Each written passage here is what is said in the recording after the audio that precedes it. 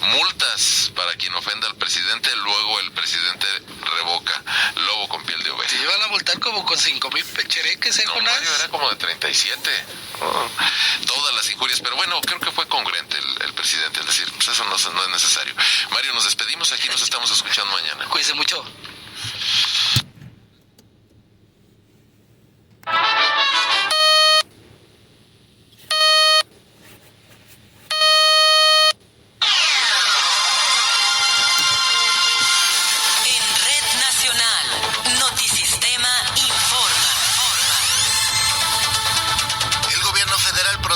Los trabajadores de Aeromar, asegura el presidente.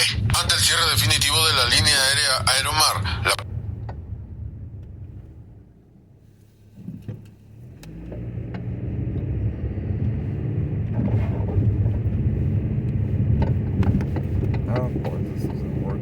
empresas, pero no los dueños. Es como cuando lo del FOAPROA, bancos quebrados, banqueros ricos. Y se está buscando, fue la instrucción que di, apoyar a los trabajadores. Se está buscando colocarlos, ya se ha avanzado bastante en eso. Son alrededor de 500 trabajadores. Y a quienes compraron boletos se les va a reconocer su dinero. explicó que los dueños se fueron a Israel dejando a la empresa con adeudos en el aeropuerto capitalino, el SAT, el Infonavit y diversas dependencias, e informó que hay 3 líneas que cubrirán las rutas que operaba Aeromar. Noticista Arturo García Caudillo.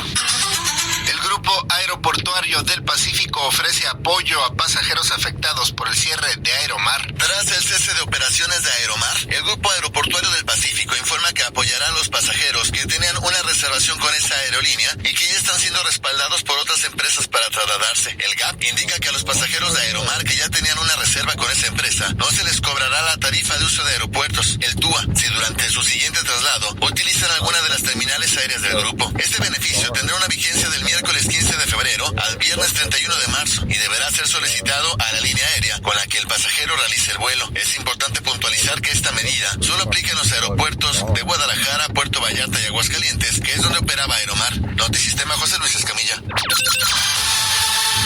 Dar no es un teatro de actos grandiosos, sino la obra que se construye día a día. Pequeños esfuerzos que, aunque no parezcan gran cosa, cambian el mundo de alguien que tiene menos que tú. Más vale dar y recibir, si te lo puedes permitir. Dar libera el alma. Bansi, un banco entre personas. Policías retiran a vecinos que intentaban bloquear la avenida Adolf Horn en Tlajomulco. Un grupo de vecinos de Real del Valle que trataron de cerrar la avenida Adolf Horn en protesta por las afectaciones que trajo el nuevo puente vehicular fueron retirados con aventones por un grupo de aproximadamente 50 policías antimotines. El grupo de manifestantes estaba conformado en su mayoría por amas de casa y querían manifestarse aprovechando la coyuntura de la visita del gobernador Enrique Alfaro a la zona de obras del puente. Cuando apenas iban a cerrar la avenida en sentido de norte a sur, los antimotines los retiraron con aventones y golpeando escudos. Tras encapsular a los manifestantes, los obligaron a subirse a la banqueta. Habla una vecina. No, porque pues estamos pacíficamente, si se fijan, somos bastantes mujeres las que estamos aquí, como para que nos traigan antimotines, ¿sí? Días atrás encontraron una casa de seguridad aquí y yo no vi que haya llegado tanto antimotín. Funcionarios del gobierno del estado dialogaron y les ofrecieron una reunión mañana, pero ya autoridades anticiparon que no habrá cambios a la línea 4, es decir, al cruce ferroviario, que es el reclamo de los vecinos. Notisistema, Héctor Escamilla Ramírez. ¿Sabías que tu colchón es el lugar donde pasas la tercera parte de tu vida? Pasamos en cama muchas horas al día y no solo para dormir. Puedes disfrutar de tu tiempo en familia, puedes ver una serie en pareja. Por eso, debes elegir el mejor colchón. Y View lo tiene para ti. Gran colchón venta View. Del 3 al 19 de febrero. View. Tienes que ver. Niegan violación a custodias en Puente Grande. El gobernador de Jalisco, Enrique Alfaro, señala que es mentira el presunto abuso sexual de 4 custodias en Puente Grande, registrado el pasado viernes. Asegura que no hay denuncias ante la fiscalía.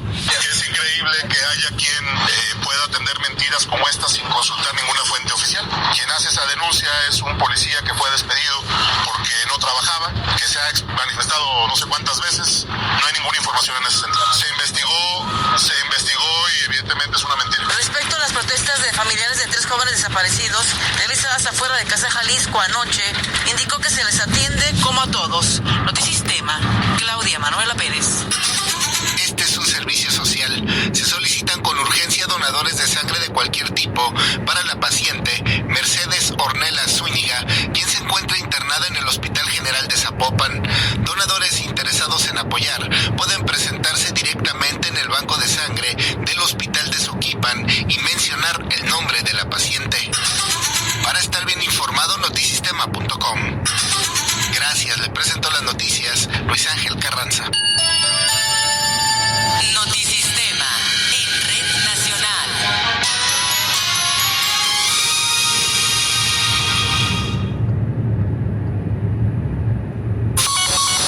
Está usted escuchando XEAD AM, Radio Metrópoli, desde Guadalajara, Jalisco, México. En Radio Metrópoli 10.5. En 2x3. Así de fácil y así de rápido te informamos todas las noticias más importantes del día. En 2x3, la manera más sencilla y amena de estar informado. Escúchalo de lunes a viernes a las 3 de la tarde, aquí en Radio Metrópoli. Samantha Camacho Ceja, de 9 años, es atendida en neurocirugía pediátrica del antiguo Hospital Civil. Presenta un tumor de células gigantes en su columna vertebral. Requiere una cirugía con un costo de 206,200 pesos. Juntos podemos ayudarle. Si depositas tu donativo a la cuenta Vida Citibanamex 4692-0000-533 o llamas al 3336-164691 de la Fundación Hospitales Civiles. En Farmacias Guadalajara, ¿quieres duplicar tu remesa? Cobra tus remesas en cualquiera de nuestras sucursales de todo el país. Regístrate, participa y podrás duplicar tus remesas hasta 15,000 pesos. Mientras más remesas cobres, más oportunidades tienes de ganar. Farmacias Guadalajara. Siempre ahorrando. Aplican términos y condiciones. Porque el fin de semana también hay noticias. Escuche Sábado en Metrópoli. Todos los sábados, desde las 7 de la mañana, aquí en Radio Metrópoli. En Radio Metrópoli 10.6. Radio Metrópoli presenta Módulo de Servicio. Información que orienta.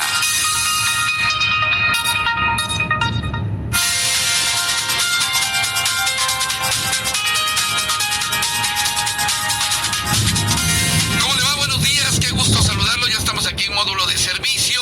Les recuerdo que este programa se transmite todos los días, de lunes a viernes a las 10 de la mañana aquí en Radio Metrópoli. La retransmisión a las 10 de la noche. Despuésito de las efemérides de Meche, entramos nosotros por la noche en la retransmisión. Les recuerdo nuestro WhatsApp 3322-2327-38, que ya está abierto. También es Telegram para que se comunique con nosotros, y en breve ya estará Lulú contestando los teléfonos 38 13 15 15 y 38 13 14 21. Hoy me da mucho gusto hacer un programa que ya tenía muchas ganas de haberlo realizado, porque pues de repente encontramos dependencias pues que están allá muy arriba, muy en lo alto, muy elevado del ciudadano, y casi pues no aterrizan. Hoy tengo el gusto de saludar al fiscal estatal anticorrupción, el licenciado Gerardo Ignacio de la Cruz Tobar. ¿Cómo le va? Muy bien. Me da gusto saludarlo, Luis, me da mucho gusto estar contigo, poder compartir ese espacio, y desde luego no solo contigo, sino con el auditorio. Y como bien lo dices, de repente no se sabe quiénes somos, para qué estamos, a qué nos dedicamos y de qué manera nos puede aprovechar la sociedad. Por eso agradezco mucho ese espacio. Vamos a aclarar todas las dudas que tenga la sociedad respecto al tema de la Fiscalía Anticorrupción. Muchas gracias. Bueno, fiscal, yo le debo confesar algo. De repente yo lo he escuchado, pero en los programas de política.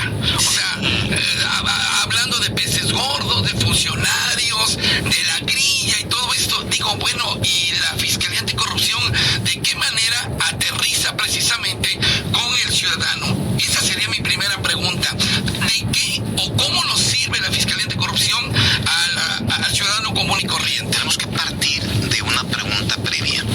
¿Cómo afecta al ciudadano común y corriente la corrupción? ¿Cómo afecta a la sociedad la corrupción? Nos afecta absolutamente en todo. Prácticamente la mayor cantidad de los problemas que tenemos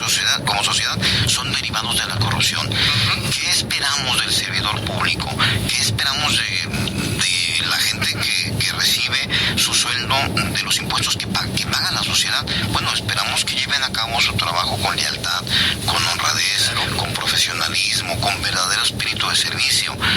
Pero eso es lo que ocurre normalmente, o te encuentras tú con que no pasa, con que de repente vamos desde una trinchera, y no quiero generalizar, en realidad algunos servidores públicos son muy buenos, pero con uno o dos que sean el piritito en el arroz marcan a todos los demás. Claro. Y entonces, ¿qué ocurre? Tú llegas a hacer un trámite de cualquier naturaleza, y hablo a nivel de aterrizarlo, no estoy hablando de peces gordos, estoy hablando del día con día, estoy hablando de la relación que tienes con el servidor público de primer contacto, el que está detrás de la ventanilla, o el policía que te aborda, el oficial de movilidad que te detiene para revisar los documentos de tu vehículo. Bueno, todo esto es contacto con el servicio público, es contacto con servidores públicos, y todos ellos tienen la obligación de actuar conforme a esos principios: lealtad, probidad, honradez, eficiencia, todo esto. Pero no lo recibes muchas veces. Muchas veces te encuentras que te entorpecen en el trámite, y aunque proceda,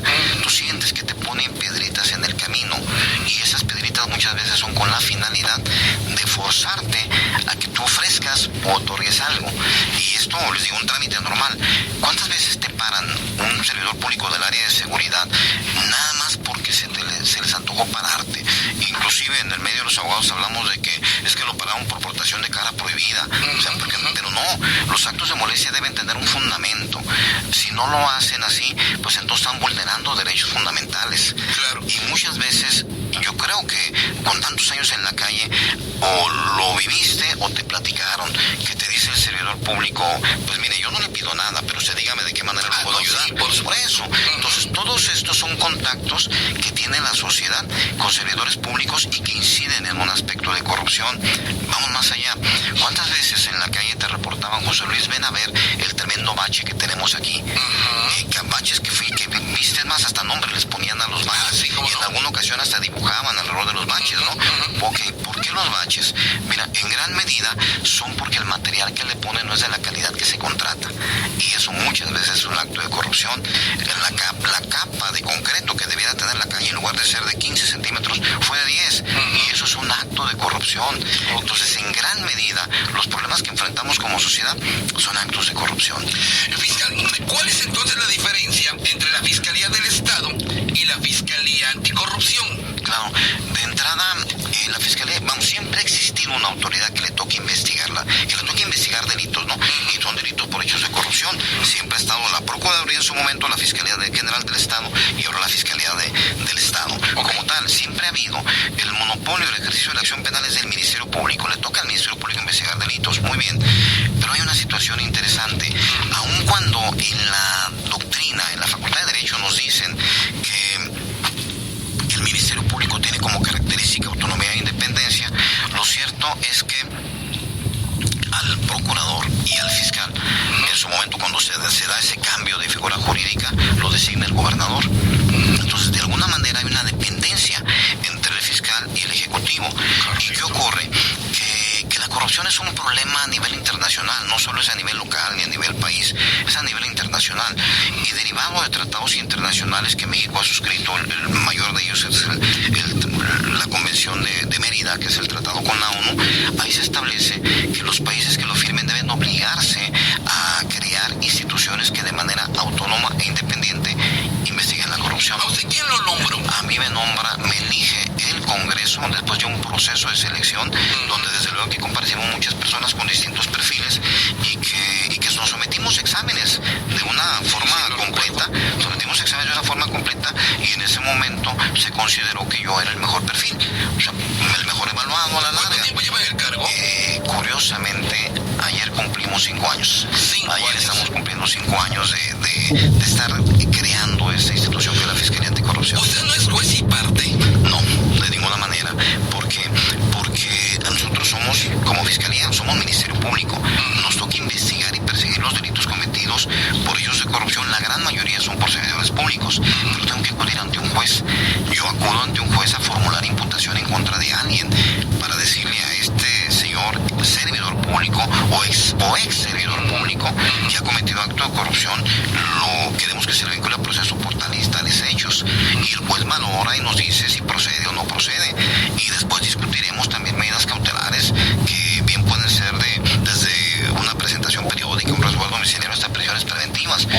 personas en prisión preventiva. La idea de que usted esté aquí y la invitación es para que usted, que me está escuchando, sepa cómo poner una denuncia por corrupción.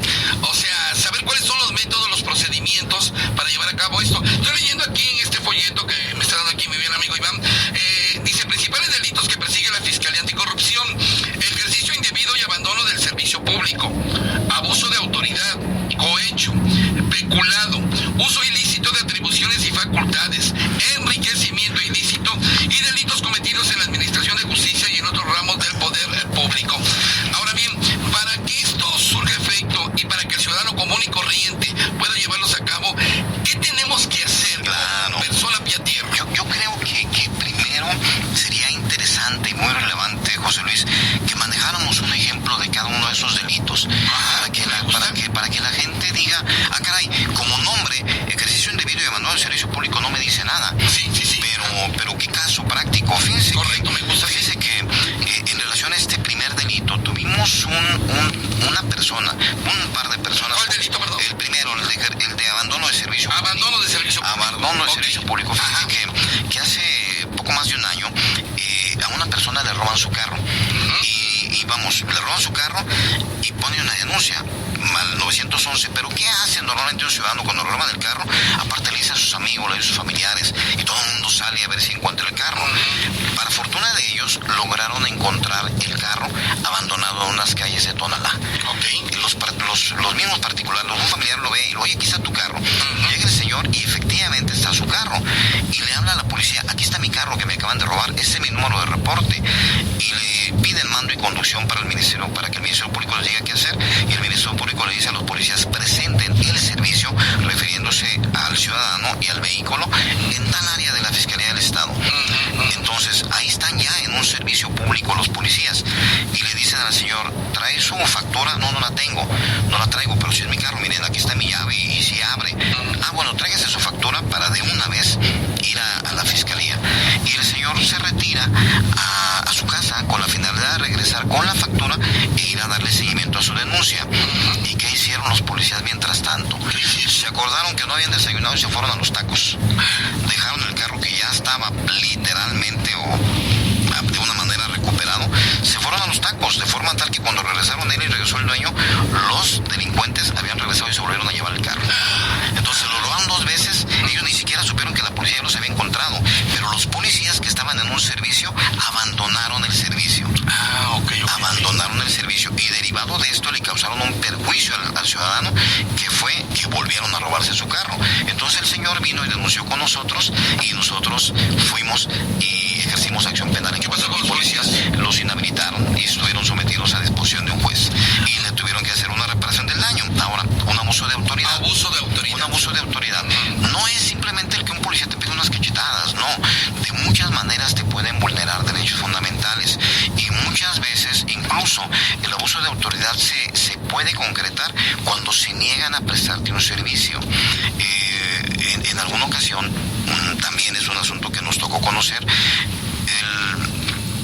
una persona recibe una agresión, una lesión con un arma blanca, y llegan los policías y que al llamado del ciudadano de que me agredieron, y ahí está el que causó el daño, y los policías dicen: es que la verdad es mucho papeleo y la herida que le causó no es tan grave, mejor pues así déjelo, mejor arréglese y ahí se ven. Y se retiraron los policías. Entonces le negaron el acceso a la justicia al ciudadano que había sido afectado, y esa es una violación a derechos fundamentales. Denunció ante nosotros y fuimos en contra de los policías. Eso es abuso. Eso es una modalidad de abuso de autoridad. Tenemos muchas modalidades de abuso de autoridad. De repente el cohecho y el peculado. Ese ya lo conocemos, pues el cohecho, ¿no? Pero el peculado, José Luis, fíjate, el peculado, la definición que nos da el Código Penal es que comete este delito el que dispone para sí o para otro de bienes públicos que tiene a su alcance debido a su encargo. A lo mejor es muy técnico, pero ¿qué tal un par de ejemplos prácticos? ¿Qué tal que yo soy un servidor público que tiene facultades dentro de una institución donde